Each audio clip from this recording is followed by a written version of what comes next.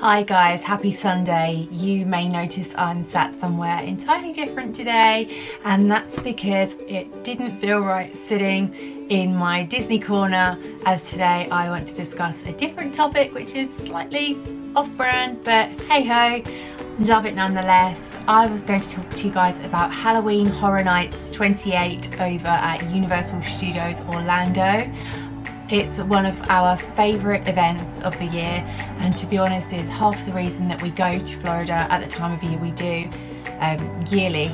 We've been for the last 5 years and it seems to just get better every single year. Love this event, so I thought we'd sit down and talk about my hype list for this year, what houses there are, what scare zones there are, and kind of some hints and tips as well. So, Halloween Horror Nights is an event which is held yearly at Universal Studios Orlando and Hollywood and at their various other parks around the world. It is an evening event which consists of, as I said, houses and scare zones, shows, dance shows. The rides are open and it's so much fun. Terrifying but equally fun. So this year there is an 80s theme and vibe going on. In previous years there has been a host to the event. This year there's no host, we just have the 80s theme and various different activities surrounding that theme. The lineup looks pretty good, I won't lie, I'm quite excited for this one. Some of the original houses and the IP houses look very, very scary already, so yeah. Thought I would just run through with you guys what houses they have this year with the descriptions that were given on the Universal website. So let you know which ones we're most excited for as well. I have seen some spoilers. I've watched some YouTube videos of people who have been already, as it did open this Friday just gone, which was the 14th of September. I believe the event runs through to the first weekend of November. We're going on actual Halloween night, which will be spooky, and hopefully another evening as well. So the houses, first of all we have Carnival Graveyard Rust in Pieces. The caramel coated carnivals of yesteryear have died, but something sinister has festered, waiting to torment those who trespass upon their salvage yard. So, a carnival area with monsters. Terrifying. Dead exposure patient 0. Fear will infect you, plunging you into darkness against a plague of swarming, fast-moving zombies. This is an original house from Universal. Sounds good, but I'm not really a fan of zombies. I'm kind of over it. They did The Walking Dead quite a lot in the previous years that we've been, and it was fun at first, but I'm not a zombie kind of girl. Next up we have Scary Tales, Deadly Ever After. A wicked witch of the west has cursed the land of the fairies, twisting beyond stories. I'll start again. The Wicked Witch of the West has cursed the land of the fairies, twisting beloved stories beyond recognition. There are no fairy tale endings here. Now I think this one's going to be themed upon the Wizard of Oz, which should be fun, turning that into something scary. I imagine there'll be lots of the Wicked Witch, the Lion, etc. So I'm kind of excited for that one. It's a bit different, so should be fun. Seeds of Extinction. Humanity is extinct, wiped out by a cataclysmic,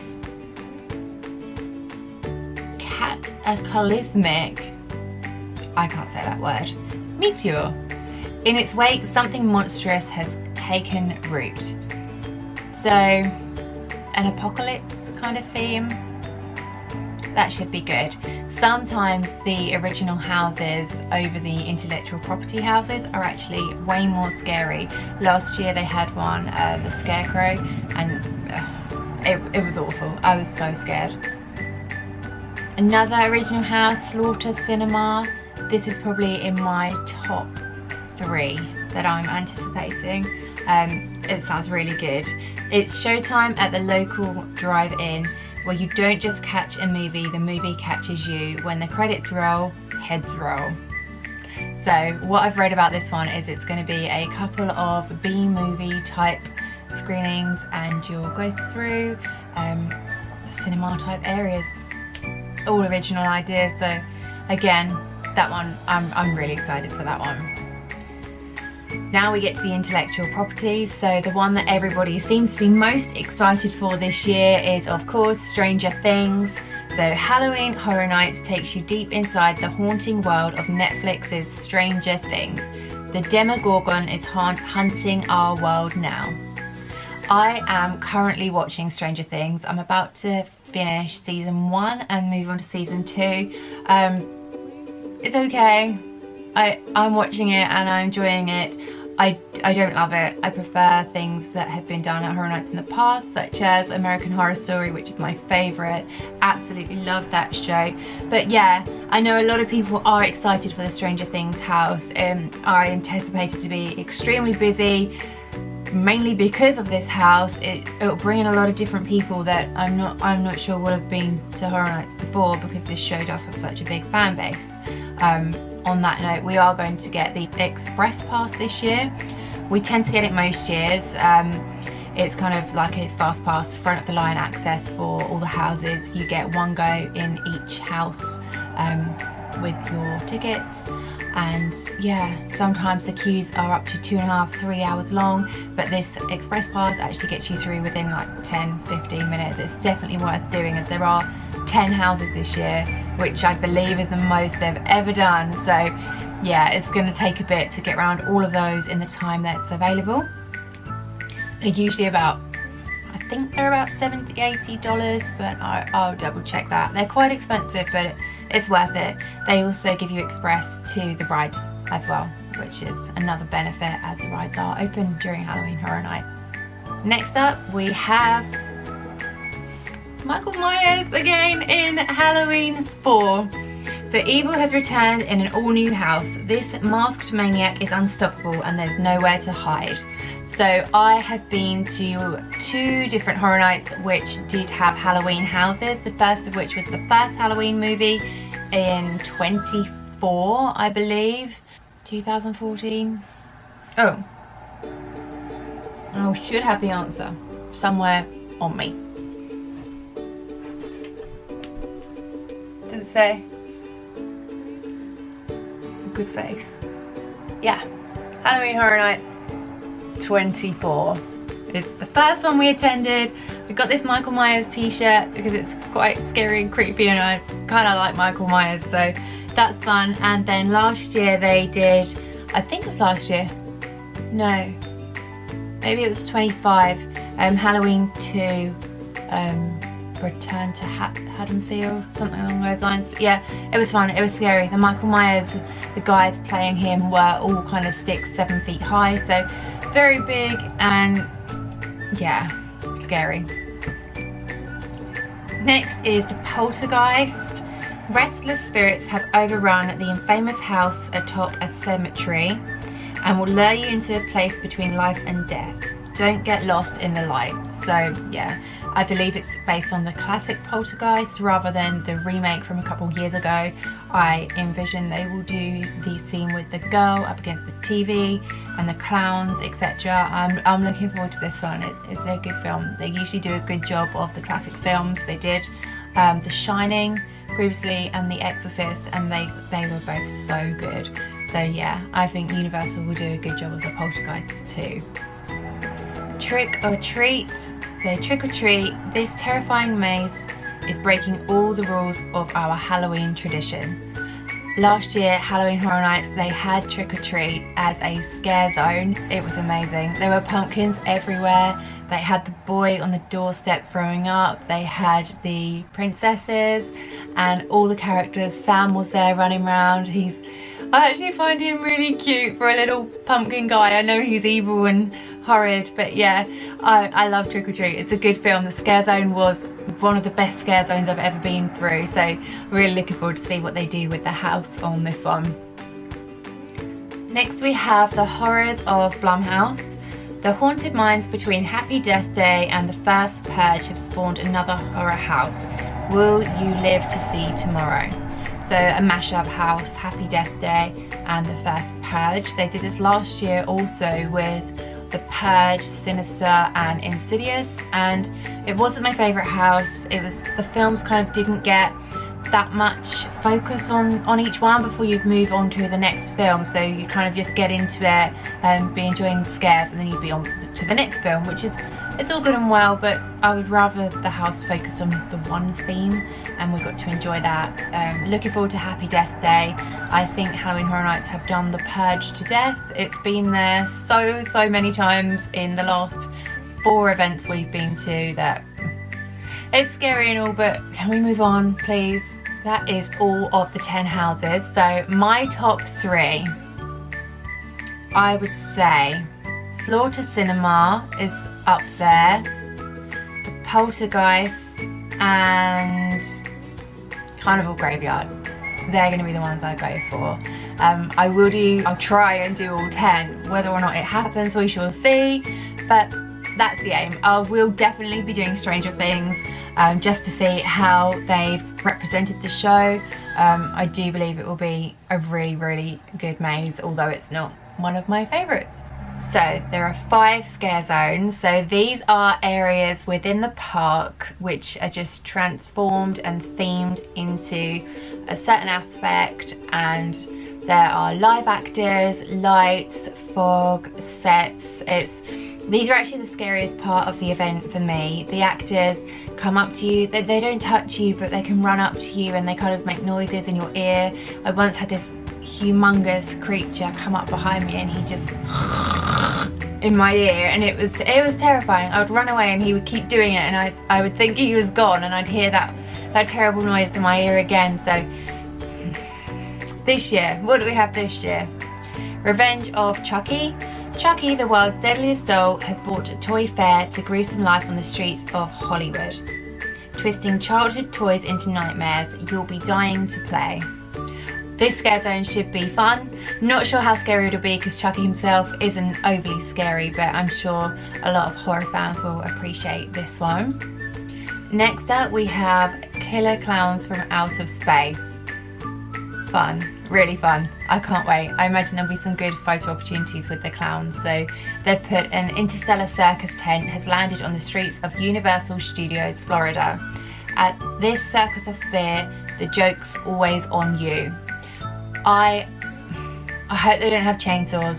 Last year the clowns had chainsaws and I could not cope. I was running away, screaming. They were so frightening.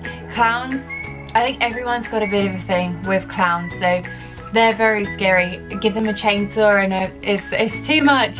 Although you're going to be scared, that was petrifying, so I don't think they will, because they don't in the movie, but we'll see. The Harvest. An old barn holds horrors from each house. Foul creatures lurk between the hay bales, ready for a harvest of blood and screams. So, horrors from each house. Sounds to me like they're going to have set pieces from each of the houses for photo opportunities. There'll probably be some characters roaming around too, but those types of scare zones are usually a lot of fun. I look forward to that one. Next is Twisted Tradition. An ancient evil has been reawakened and transformed Halloween into an abomination. Traditional Halloween, so maybe werewolves, Frankenstein, we'll see. And Vamp 85 New Year's Eve. This one I'm really excited for. As the ball drops in New York City, this New Year's bash is about to bite, literally. So, I think it was last year or the year before, they did Vamp 55, loads of vampires, cheerleader vampires.